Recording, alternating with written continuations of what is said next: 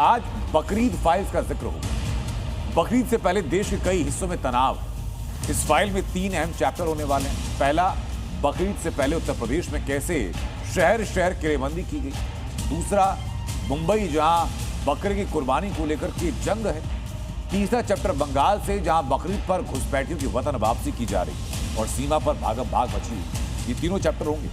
आज का पहला चैप्टर सबसे अहम चैप्टर में से एक, बंगाल, जहां पर एक तरफ घुसपैठियों पर शुभेंदु सरकार का एक्शन है, दूसरी तरफ जी न्यूज पर बांग्लादेशी घुसपैठियों ने जो खुलासा किया वो चौंकाने वाला। वो घुसपैठी जिनके पास फर्जी आधार कार्ड है, जिनके पास फर्जी वोटर कार्ड है और जिनके पास फर्जी पहचान पत्र भी है, जिसके सहारे कई सालों से बंगाल में रह रहे थे। लेकिन जब शुभेंदु सरकार आई, जब सख्ती की गई, तो पता चला कि वोट बैंक के चलते इन घुसपैठियों को बंगाल के अंदर टीएमसी की शह पर बसाया गया।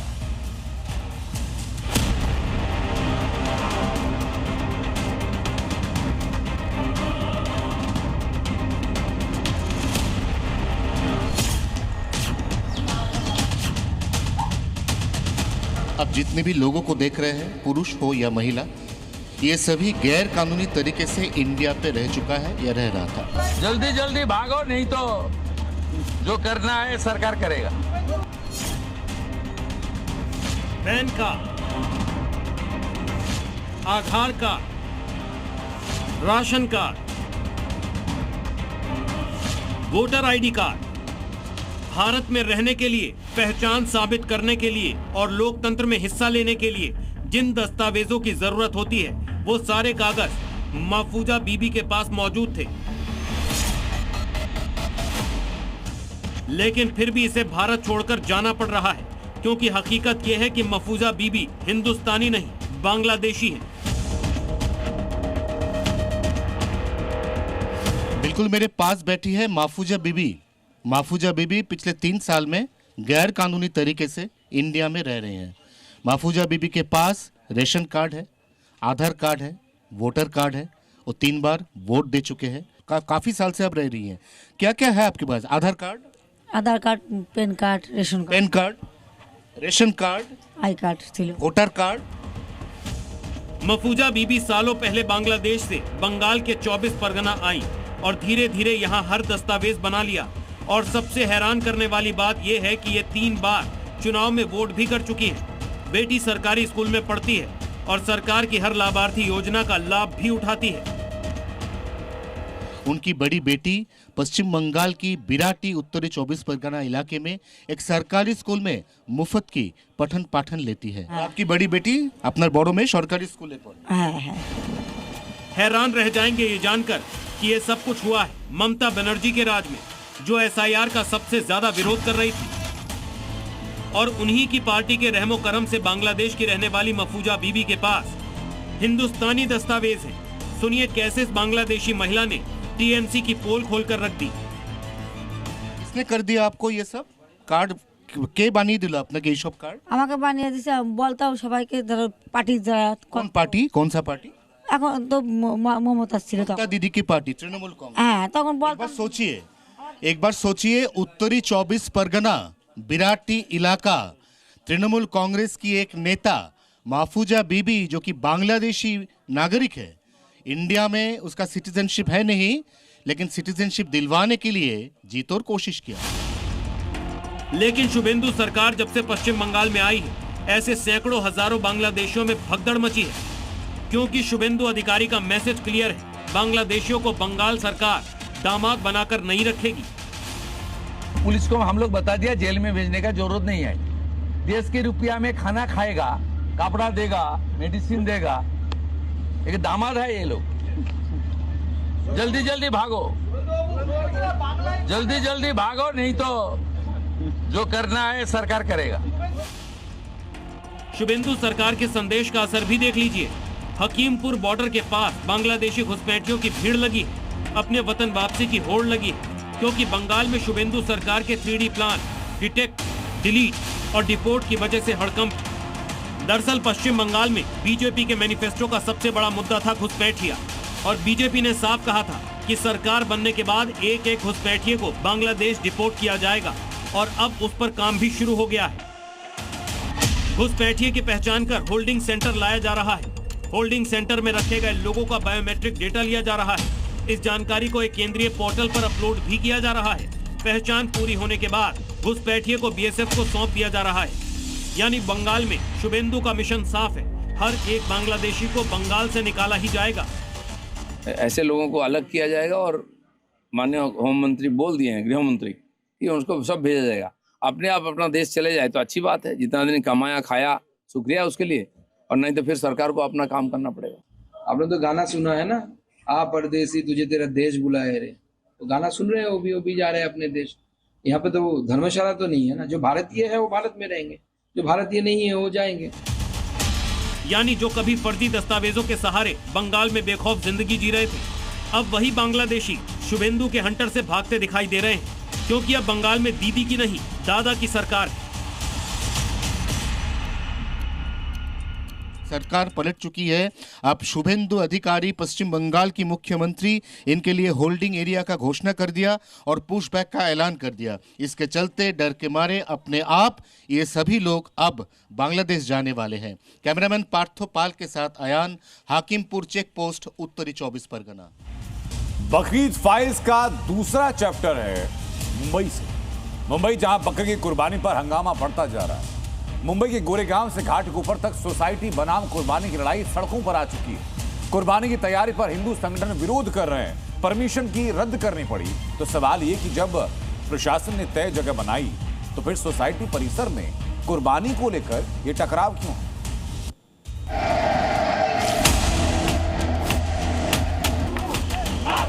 बकरीद से पहले मुंबई में बवाल थमने का नाम नहीं ले रहा है। बकरे की कुर्बानी को लेकर कोहराम मचा है।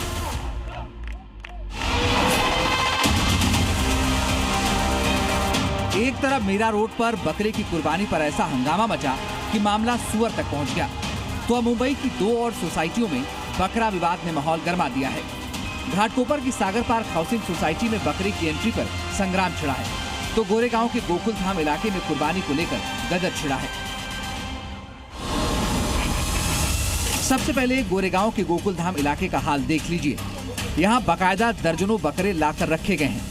शेड लगाकर कुर्बानी की तैयारी हो रही है, लेकिन इसका विरोध पास की सोसाइटी वाले कर रहे हैं। आरोप लगा रहे हैं कि कुर्बानी से उनकी भावनाएं आहत होंगी और बीएमसी के नियमों का उल्लंघन भी।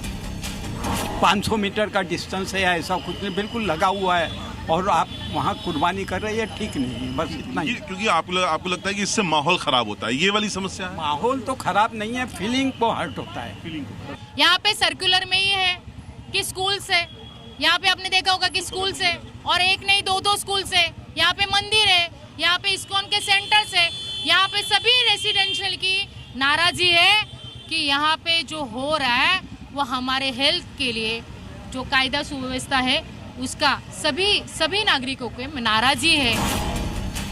दरअसल ये मामला 2 सोसाइटीज के बीच का है, जिसमें मैरीगोल्ड सोसाइटी में 90% मुस्लिम है और बाकायदा यहाँ एक स्ट्रक्चर बनाकर उसमें बकरों को रखा भी गया है और उनकी कुर्बानी दी जाएगी। जबकि उससे ठीक सटे राजरुद्रम सोसाइटी में रहने वाले हिंदू इसका विरोध कर रहे हैं। इस वक्त आपको मैं सोसाइटी के अंदर का नज़ारा यहाँ पर दिखाने की कोशिश कर रहा हूँ। भारी संख्या में पुलिस बल यहाँ पर तैनात है। इस वक्त यहाँ पर पुलिस के जो आला दर्जे के जो अधिकारी हैं उनको यहाँ पर तैनात किया गया है। छावनी एक तरीके से यहाँ पर पुलिस यहाँ पर लग रही है। यहाँ पर ऑब्वियसली बात है, लॉ एंड ऑर्डर की सिचुएशन क्रिएट ना हो जाए। बकरे पर बवाल गोरेगांव ही नहीं, घाटकोपर में भी हो रहा है। यहाँ भी हिंदू पक्ष सोसाइटी में कुर्बानी के खिलाफ खड़ा है, जिसे लेकर हंगामा हो गया। एक शख्स तो बाकायदा बकरा लेकर पहुंचा और सवाल पूछने पर कहने लगा कि कुर्बानी घर में दी जाएगी।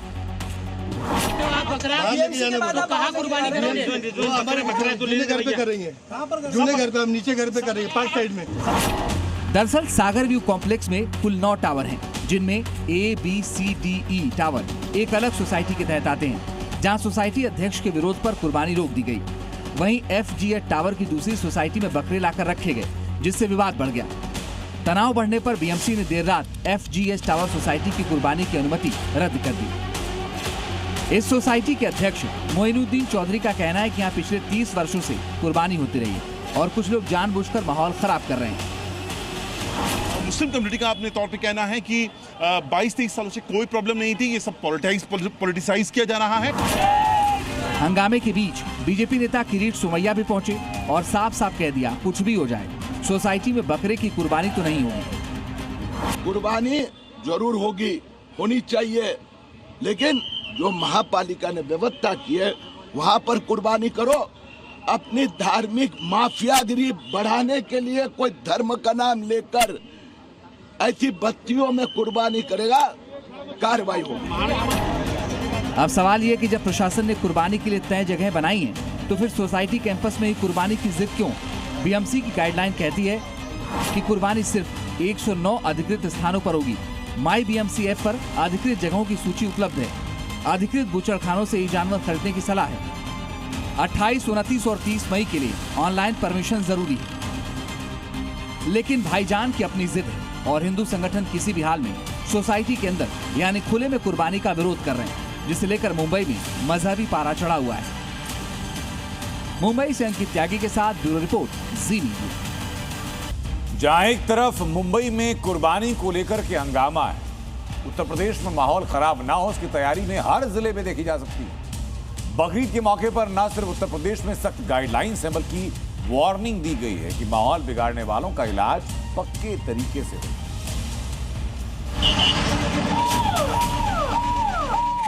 न सड़क पर नमाज, न खुले में कुर्बानी और न ही मनमानी, क्योंकि यूपी के सीएम योगी आदित्यनाथ ने बकरीद पर भाईजान के लिए हद तय कर साफ कहा कि कायदे में रहोगे तो फायदे में रहोगे। कायदे से रहोगे तो फायदे में रहोगे। बकरीद पर कोई नफरती साजिश कामयाब ना हो तो इसके लिए उत्तर प्रदेश पुलिस ने उत्तर प्रदेश को अभेद्य किले में बदल दिया। हरदोई से मथुरा, वाराणसी से श्रावस्ती, सहारनपुर से अलीगढ़, संभल से हापुड़, रामपुर से प्रतापगढ़, हर संवेदनशील जिले में पुलिस का पहरा ऐसा कि कानून तोड़ने का ख्याल किसी के मन में ना। हालांकि योगी सरकार ने बहुत पहले नियमों की लक्ष्मण रेखा खींची। साफ शब्दों में कहा गया कि कुर्बानी सिर्फ तय स्थानों पर होगी, सार्वजनिक जगहों पर नहीं। नमाज सिर्फ मस्जिदों और ईदगाहों में होगी, सड़कों या रास्तों पर नहीं। और अब शहर शहर सुरक्षा टाइट कर दी गई। हर जिले में फ्लैग मार्च, ड्रोन से निगरानी और पेट्रोलिंग जारी है। यूपी की राजधानी लखनऊ में बकरीद से पहले योगी फोर्स अलर्ट मोड में है। लखनऊ के संवेदनशील इलाकों में गश्त की जा रही है। संदेश ये कि बकरीद में माहौल बिगाड़ने वालों की जमकर खबर ली जाएगी। बकरीद को लेकर मथुरा पुलिस हाई अलर्ट पर। जिले के 4 सुपर जोन, 9 जोन और 40 सेक्टर में बांटकर सुरक्षा व्यवस्था कड़ी की गई। संवेदनशील इलाकों में अतिरिक्त फोर्स तैनात है और लगातार फ्लैग मार्च किया जा रहा है। सभी को यह स्पष्ट निर्देश दिया गया है कि कहीं पे भी सड़क पर नमाज नहीं पढ़ी जाएगी और जो माननीय उच्चतम न्यायालय के मानक हैं साउंड को लेकर के उसका अनुपालन किया जाएगा। किसी भी प्रकार का कोई कृत्य जो कि कानून व्यवस्था को प्रभावित करता है, कोई ऐसा करेगा तो उसके विरुद्ध कठोर कार्रवाई सुनिश्चित की जाएगी। ड्रोन से ली गई ये तस्वीरें उत्तर प्रदेश के श्रावस्ती की। बकरीद पर पुलिस और पीएसी लगातार फ्लैग मार्च कर रही है। ड्रोन कैमरों से हर गतिविधि पर नजर रखी जा रही है। जिले को 8 जोन और 17 सेक्टर में बांटकर सुरक्षा की जा रही है, तो वहीं सोशल मीडिया मॉनिटरिंग भी हो रही है। योगी फोर्स की शहर शहर किलेबंदी ऐसे ही नहीं, उसकी वजह भी बकरीद से पहले उत्तर प्रदेश में कई जगहों पर तनाव है। ऐसा ही मामला लखनऊ के मलिहाबाद के कंस मंडी कला का है। जैसे पासी समाज महाराजा राज पासी कंस का किला मानता है, तो मुस्लिम पक्ष मकबरा बता रहा है। इस पर हंगामा भी था और अब ये चेतावनी भी कि बकरीद पर यहाँ किसी भी हाल में कुर्बानी नहीं होगी। होली हो, ईद हो या शिवरात्रि, योगी सरकार ने पहले ही ऐसी सुरक्षा चक्रव्यूह तैयार की कि कट्टरपंथ और अराजकता की हर कोशिश दम तोड़ी। अब बकरीद पर भी वही संदेश, दुआ हो, नमाज हो या कुर्बानी, कानून के दायरे में हो, क्योंकि उत्तर प्रदेश में त्योहार नियम से मनेंगे। ब्यूरो रिपोर्ट, जी मीडिया। बकरीद से पहले उत्तर प्रदेश में गौकशी और गौ तस्करी के खिलाफ योगी फोर्स का सख्त एक्शन जारी है। रामपुर से आगरा और सहारनपुर तक योगी फोर्स ताबड़तोड़ एनकाउंटर कर रही है। गौकश गोली लगने के बाद कहीं लंगड़ाता हुआ दिखाई पड़ रहा है, तो कहीं हिस्ट्री शीटर बदमाश गिरफ्तार हुआ। जीरो टॉलरेंस की नीति के तहत गौ हत्या पर एक कठोर कानून प्रदेश के अंदर बना। हम लोगों ने प्रदेश के अंदर गौ तस्करी को रोका। बकरीद से पहले यूपी में गोकशी करने वालों और गो तस्करों के खिलाफ योगी फोर्स का एक्शन जारी है। रामपुर से आगरा और सहारनपुर तक कहीं इनामी गोकश को बुलेट ट्रीटमेंट मिला तो कहीं मुठभेड़ के बाद गो तस्कर लंगड़ाते नजर आए। ये 3 तस्वीरें बता रही हैं कि योगी सरकार गोकशी और गो तस्करी के खिलाफ जीरो टॉलरेंस की नीति पर काम कर रही है। रामपुर में पुलिस और गोकश के बीच जबरदस्त मुठभेड़ हुई। पुलिस चेकिंग के दौरान गोकशी के आरोपी को जब पुलिस ने रुकने का इशारा किया तो उसने फायरिंग शुरू कर दी। जवाबी कार्रवाई में योगी फोर्स ने उसे लंगड़ा बना दिया। आरोपी पर गोकशी गैंगस्टर एक्ट समेत 22 से ज्यादा मुकदमे दर्ज हैं। मौके से अवैध तमंचा, जिंदा कारतूस, बाइक और गोकशी में इस्तेमाल होने वाला सामान बरामद किया गया है। पुलिस अब इसके फरार साथियों की तलाश में जुटी हुई है। वहीं आगरा में गोवंश चोरों और पुलिस में एनकाउंटर हुआ। अचनेरा थाना पुलिस ने चेकिंग के दौरान 2 संदिग्धों को रोकने की कोशिश की, लेकिन आरोपियों ने पुलिस टीम पर फायरिंग शुरू कर दी। जवाबी कार्रवाई में निजामुद्दीन के पैर में गोली लगी, जबकि उसका साथी रिहान भी मौके से गिरफ्तार हुआ। पुलिस ने आरोपियों के पास से 315 बोर का तमंचा और कारतूस बरामद किए। दोनों बदमाश गोवंश चोरी की घटना में वांटेड बताए जा रहे हैं। बकरीद के मौके पर सहारनपुर पुलिस भी गोवंशों पर शिकंजा कसने में जुटी है। मिर्जापुर थाना पुलिस की कार्रवाई में हिस्ट्री शीटर गोकश सलमान के पैर में गोली लगी, जबकि उसका साथी अंधेरे का फायदा उठाकर फरार हो गया। पुलिस ने घायल गोकश के कब्जे से तमंचा, कारतूस, गोकशी के उपकरण और बिना नंबर प्लेट की बाइक बरामद की है। सलमान पर गोकशी, लूट और चोरी के 1 दर्जन से ज्यादा मुकदमे दर्ज हैं। ऐसा नहीं है कि ये कार्रवाई बकरीद के कारण हो रही है। यूपी में गौ तस्करों और गोकशी करने वालों पर योगी सरकार का हंटर लगातार जारी है। पिछले 8 साल में गौ तस्करी और गोकशी से जुड़े करीब 36,000 आरोपियों को गिरफ्तार किया गया। 13,793 आरोपियों पर गुंडा एक्ट लगाया गया। 178 आरोपियों पर NSA के तहत कार्रवाई हुई, जबकि 14,305 मामलों में गैंगस्टर एक्ट लगाया गया। वहीं अपराधियों की आर्थिक कमर तोड़ने के लिए 83 करोड़ 32 लाख रुपए की संपत्ति भी जब्त की गई। यानी यूपी में गौ तस्करी और गोकशी करने वालों का पूरा इलाज किया जा रहा है। ब्यूरो रिपोर्ट, जी मीडिया।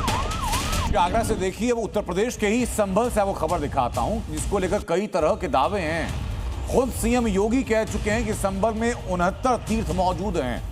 अब जबकि पिछले 1 साल से ऐसे तीर्थों की खोज की जा रही है, तो एक ऐसे और तीर्थ को कल संभल प्रशासन ने कब्जा मुक्त करवाया।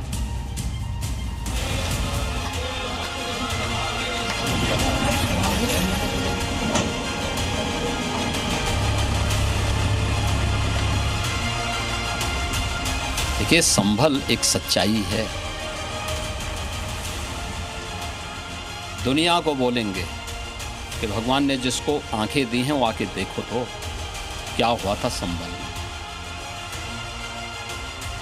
जिसने भी कब्जे किए होंगे उनको एक-एक करके सबको निकालेंगे। संभल एक सच्चाई है। योगी ये पूरी दुनिया को बता चुके हैं और इसी सच्चाई के सबूत एक-एक कर समय के साथ सामने आते रहते हैं।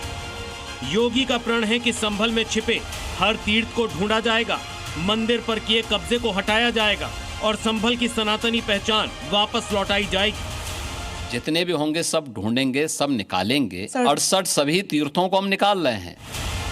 संभल में कई जगह खुदाई हो चुकी है, कुएं ढूंढे जा चुके हैं, कई पुराने मंदिर भी ढूंढे जा चुके हैं। बुलडोजर अतिक्रमण हटाने में लगा है। ऐसा भी यहाँ भी किया जा रहा है। जिस जगह पर बुलडोजर एक्शन आप होते देख रहे हैं, दरअसल वो आम खेती बाड़ी की जमीन नहीं बल्कि भारतीय तीर्थ है। वो तीर्थ जिस पर पिछले 40 साल से एक मुस्लिम परिवार का कब्जा था, लेकिन योगी के महाबली ने एक और तीर्थ को कब्जा फ्री करा दिया। जिस भारतीय तीर्थ को कब्जा मुक्त कराया गया, उस भारतीय तीर्थ का स्कंद पुराण में भी उल्लेख है। मान्यता है कि भारतीय तीर्थ में स्नान करने से पाप नष्ट हो जाते हैं। तबस्सुम नाम की महिला और उसके परिवार ने इस तीर्थ से सटे सरकारी तालाब, चक्रोट, कब्रिस्तान की लगभग 1.5 बीघा सरकारी जमीन पर अवैध कब्जा कर लिया था और तीर्थ तक पहुंचने का रास्ता बंद कर रखा था और उस जमीन पर खेतीबाड़ी की जा रही थी।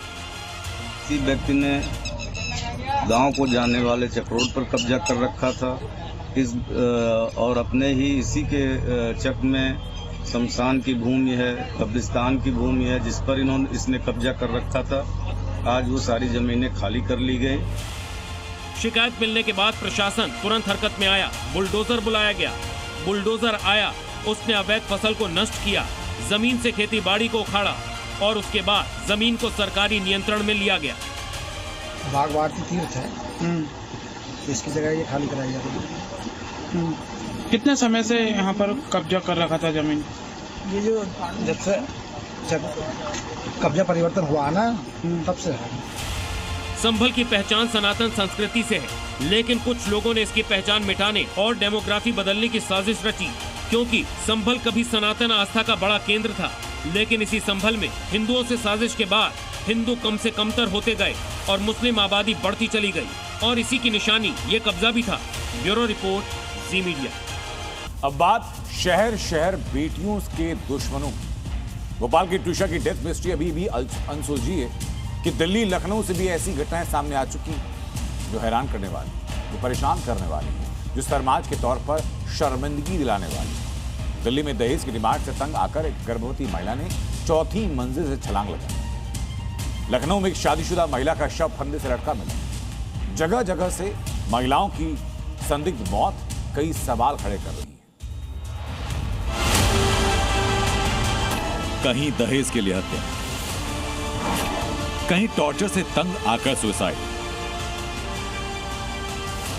दिल्ली से यूपी और मध्य प्रदेश से राजस्थान तक बेटियां असुरक्षित हैं।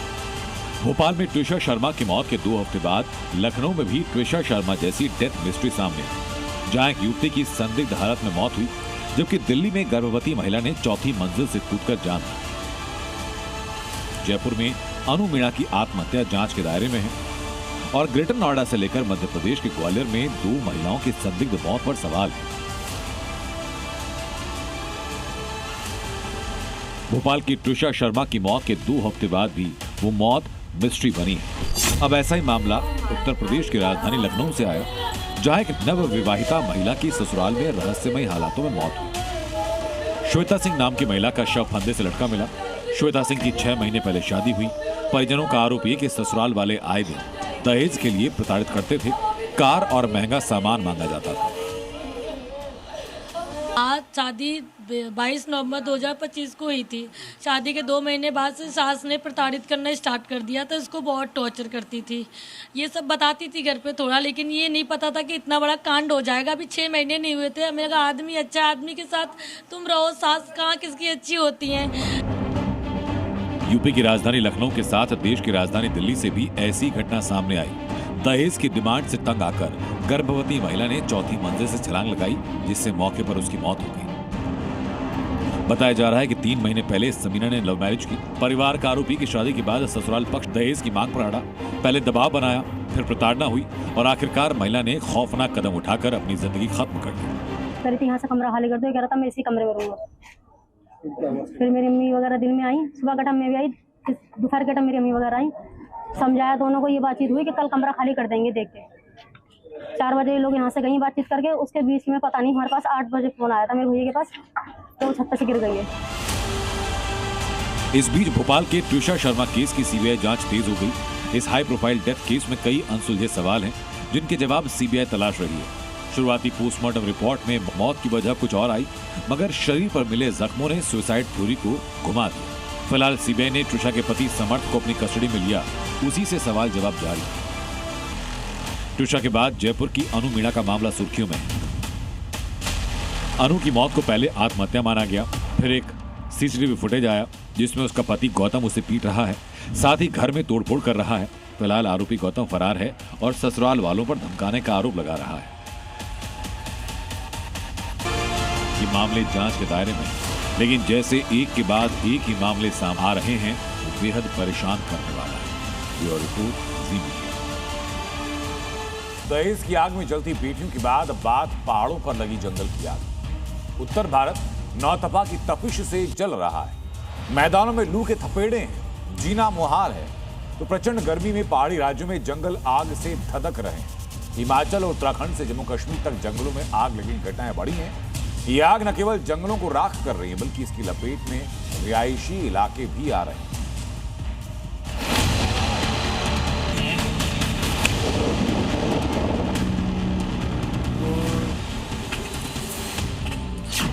झुलसाती धूप, लू के थपेड़े और तपिश ऐसी जैसे सूरज की किरणें आग का गोला बनकर धरती पर ही गिर रही हो। मैदानी इलाके तवे की तरह तप रहे हैं, तो प्रचंड गर्मी से पहाड़ों में जंगल धू धू कर जल रहे हैं।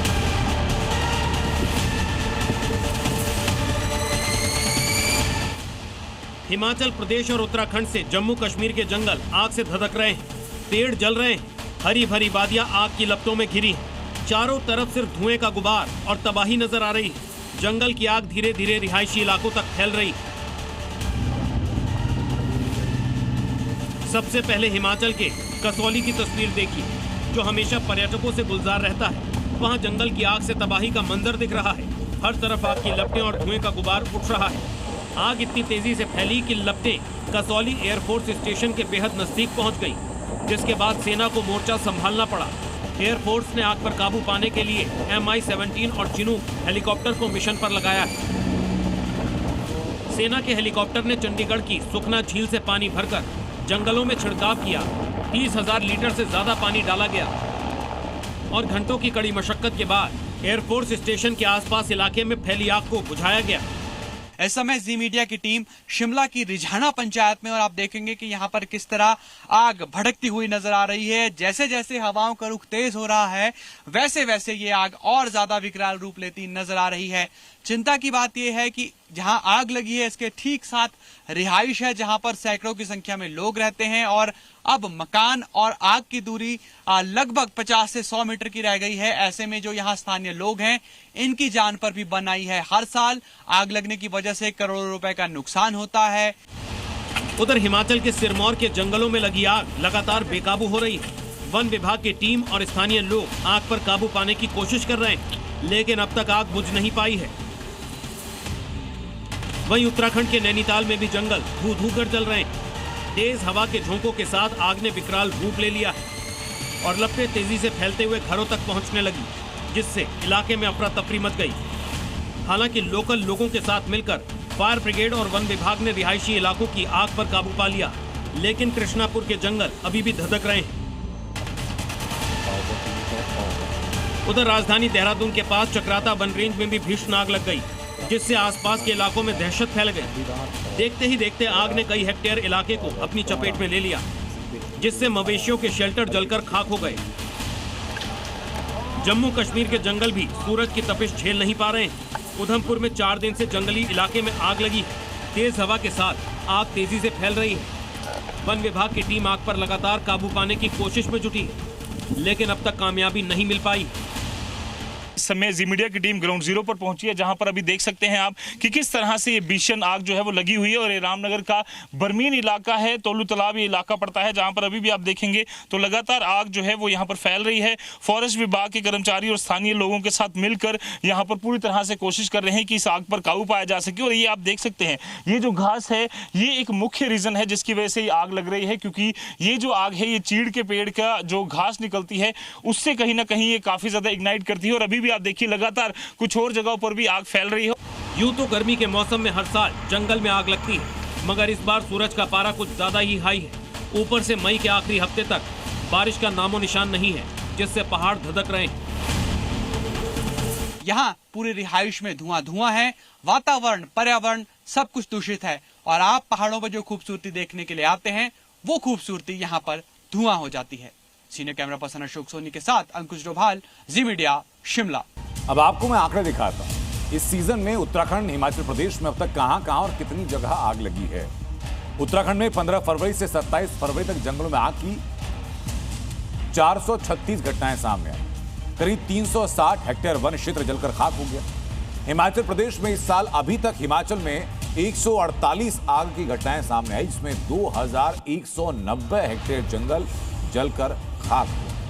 जम्मू कश्मीर में 2025-2026 में आग लगने की 926 घटनाएं सामने आई। ये अभी तक का रिकॉर्ड। अब खबर पाकिस्तान से, जिसका एक और चेहरा सामने आया।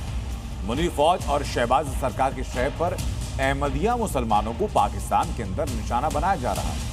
आरोप यह कि पाकिस्तान के अंदर कराची में अहमदिया समुदाय के लोग कुर्बानी नहीं दे पाए। बकरीद सिर पर है, लेकिन पाकिस्तान के बाजारों में सन्नाटा है। ये आज के पाकिस्तान की हकीकत है, जहां बकरीद की खुशियों पर महंगाई का मातम पसरा है। कंगाली और IMF के कर्ज के जाल में फंसे पाकिस्तान में महंगाई दर आसमान छू रही है। जो बकरा पिछले साल तक आम आदमी की पहुंच में था, इस बार उसकी कीमत लाखों में पहुंच चुकी है। जेब खाली है, पेट भूखा है और हुक्मरान बेपरवाह है। आम पाकिस्तानी नागरिक सड़कों पर रो रहा है क्योंकि इस बार वो बकरीद मनाने के काबिल ही नहीं है। लेकिन जहां बहुसंख्यक आबादी महंगाई से त्रस्त है, वहीं पाकिस्तान का अल्पसंख्यक अहमदिया समुदाय दोहरी मार झेल रहा है। एक तरफ महंगाई, दूसरी ओर मुनीर की आतंकी सेना और पुलिस का जुल्म। आरोप है कि सिंध पुलिस अहमदिया मुसलमानों के घरों में घुसकर उनके कुर्बानी के जानवरों को गैर कानूनी बताकर जब्त कर रही है। त्योहार बनाने से पहले ही उनके घरों में मातम फैलाया जा रहा है। यही नहीं, आरोप है कि उन्हें सिर्फ उनके विश्वास की वजह से निशाना बनाया जा रहा है। उनके संवैधानिक अधिकारों को पैरों तले रौंदा जा रहा है और पुलिस मूक दर्शक बनकर कट्टरपंथियों के इशारे पर नाच रही है। हाल ही में पाकिस्तान में नफरत की इंतहा तब देखने को मिली जब एक उग्र और हिंसक भीड़ ने अहमदिया व्यक्ति पर बर्बरता से हमला कर दिया। इस भीड़ तंत्र ने मजहबी नफरत में अंधा होकर उस बेकसूर अहमदिया शख्स की बेरहमी से हत्या कर दी। पाकिस्तान के पूर्व प्रधानमंत्री जुल्फिकार अली भुट्टो ने 1974 में संविधान में दूसरा संशोधन कर अहमदिया समुदाय को आधिकारिक रूप से गैर मुस्लिम घोषित कर दिया था। अहमदिया समुदाय खुद को मुसलमान मानता है और मिर्जा गुलाम अहमद को अपना नबी मानता है। 1984 में जियाउल हक के शासन में कानून बनाया गया कि अहमदिया खुद को मुस्लिम नहीं कह सकते, नमाज के लिए अजान नहीं कर सकते और न ही मुसलमानों की तरह कोई धार्मिक रीति जैसे कुर्बानी को निभा सकते हैं। पाकिस्तान में जब जब सरकारें आर्थिक मोर्चे पर नाकाम होती हैं, तब तब आवाम का ध्यान भटकाने के लिए अल्पसंख्यकों को सॉफ्ट टारगेट बनाया जाता है। आसिम मुनीर की शह पर कट्टरपंथी धड़े आज खुलेआम घूम रहे हैं और अहमदिया समुदाय खौफ के साए में जीने को मजबूर है। ब्यूरो रिपोर्ट, जी मीडिया। कुछ दिन हुए जब पाकिस्तान खुद को अल्पसंख्यकों के प्रति उदार बताने की कोशिश कर रहा था। दुनिया को दिखा रहा था कि वो अपने यहाँ के हिंदू और सिखों की कितनी कदर करता है। पाकिस्तान के पंजाब प्रांत की सरकार ने गली मोहल्लों के नाम तक बदलने का आदेश जारी किया था, लेकिन मरियम नवाज को झुकना पड़ा। उस आदेश को कट्टरपंथी ताकतों के आगे रोक देना पड़ा। पाकिस्तान में कट्टरपंथियों की चलती है, इस बात की पुष्टि कई बार हो चुकी है। यूं कहें कि अक्सर ही होती है, चाहे शहबाज शरीफ जैसे चुने हुए प्रधानमंत्री हो या फिर मुनीर जैसा थोपा हुआ आर्मी चीफ, सबको पाकिस्तानी मुल्ला मौलानाओं की फौज के आगे सजदे में खड़ा होना होता है। ये दिखावा चाहे जो करे, जैसे एक दिखावा पंजाब प्रांत की सीएम मरियम नवाज ने किया था। मरियम नवाज ने पिछले हफ्ते ये ऐलान कर बड़ी दरियादिली दिखाई थी कि उनके सूबे में सारे गली मोहल्लों के नाम 1947 के पहले वाले होंगे, यानी तब के नाम जब पंजाब में हिंदू सिख आबादी बहुसंख्यक थी और गली मोहल्ले हिंदू शख्सियतों के नाम से जाने जाते थे। इसके लिए बाकायदा आदेश भी जारी कर दिया गया था। लेकिन अब कट्टर पाकिस्तान में इस्लामपुरा नहीं बनेगा कृष्णा नगर, इस्लाम गली नहीं बनेगी राम गली। हैरानी की बात यह है कि पाकिस्तान ने इसका ढिंडोरा खूब पीटा था। मुस्लिम मोहल्लों के नाम बदलने के लिए इसने लाहौर के हेरिटेज होटल में बाकायदा कार्यक्रम करवाया था, जिसमें सीएम मरियम नवाज के साथ नवाज शरीफ भी शामिल थे। नवाज शरीफ की अध्यक्षता में ही बोर्ड ने यह सिफारिश की कि पंजाब में गली मोहल्लों के नाम 1947 से पहले वाले होने चाहिए। लेकिन एक हफ्ते के भीतर ही पाकिस्तान का कट्टर गैंग इस आदेश पर भारी हो गया। सोशल मीडिया से लेकर पाकिस्तान की सड़कों पर कट्टरपंथियों की जमात ऐसे विरोध करने लगी कि मरियम नवाज को यह फैसला ही वापस लेना पड़ा। कट्टरपंथियों ने आरोप लगाया कि आदेश से पाकिस्तान का इस्लामिक चरित्र खत्म होगा। 1947 के पहले वाले हिंदू नाम रखने से पाकिस्तान की इस्लामिक छवि धूमिल होगी। मरियम जानबूझकर पाकिस्तान में हिंदू और सिख पहचान को मजबूत करने की कोशिश कर रही है। मरियम ने 20 से ज्यादा सड़क और मोहल्लों के नाम बदलने का फैसला किया था, लेकिन स्थानीय स्तर पर भारी विरोध की वजह से पंजाब सरकार ने फैसला वापस ले लिया। वैसे मरियम का आइडिया तो अच्छा था, लेकिन क्या उन्हें पता नहीं था कि पाकिस्तान में कट्टरपंथी हिंदू और सिखों से इतनी नफरत करते हैं तो उनके नाम और उनकी पहचान को सड़क और चौराहों पर कैसे सजने देंगे। अगर पता था तो क्या ये शिगुफा था?